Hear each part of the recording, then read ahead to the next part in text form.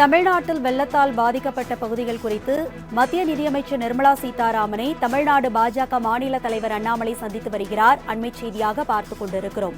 இது தொடர்பான கூடுதல் விவரங்களை செய்தியாளர் சந்தோஷ் வழங்க கேட்கலாம். சந்தோஷ், இந்த சந்திப்போட முக்கியத்துவம் என்னவாக இருக்கிறது? விவரங்களை பகிர்ந்துக்குங்க.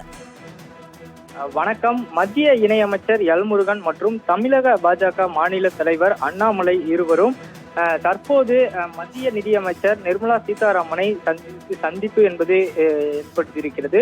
குறிப்பாக இந்த சந்திப்பு என்பது பல கோரிக்கைகளை முன்வைத்து இருப்பதாகவும் தெரிய வருகிறது. குறிப்பாக தென் மாவட்டங்களில் இருக்கக்கூடிய திருநெல்வேலி, தூத்துக்குடி உள்ளிட்ட பகுதிகளில் பெய்த கனமழையின் காரணமாக பாதிக்கப்பட்டவர்களுக்கு நிவாரண நிதி வழங்க வேண்டும் என்றும் மத்திய அரசிடம் இது பற்றி கோரிக்கை வைத்ததாகவும் இந்த சந்திப்பு என்பது தெரிய வருகிறது. குறிப்பாக நேற்றைய தினம் டெல்லி சென்றிருக்கக்கூடிய அண்ணாமலை மற்றும் எல் முருகன் இருவரும் இன்று நிர்மலா சீதாராமனை அவர்களை சந்தித்து முழுமையாக தங்களது தென் மாவட்டங்களில் ஏற்பட்டுள்ள பாதிப்புகளை விளக்கி பெருமளவு சென்னையை விட பாதிப்பு ஏற்பட்டுள்ளதாகவும் அதனால் நிவாரண நிதி என்பது கூடுதலாக வழங்க வேண்டும் என்பது குறித்தான ஆலோசனை என்பது மேற்கொண்டு வருகின்றனர்.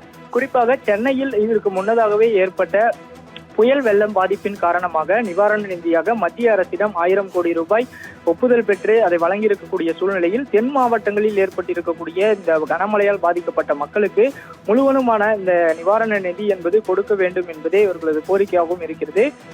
குறிப்பாக 1000 கோடிக்கு மேலாக கேட்பதாகவும் தகவல்கள் தெரிவித்து வருகின்றனர். அதே போல இந்த சந்திப்புக்கு பிறகாகவே இந்த குழுவினை அமைத்து மத்திய குழு தென் மாவட்டங்களில் ஆய்வு செய்து அதன் பிறகாக இந்த மத்திய அரசுக்கு தென் மாவட்டங்களுக்கு எவ்வளவு நிவாரணம் கொடுக்க வேண்டும் என்பது குறித்தான முடிவுகள் என்பது எட்டப்படும்.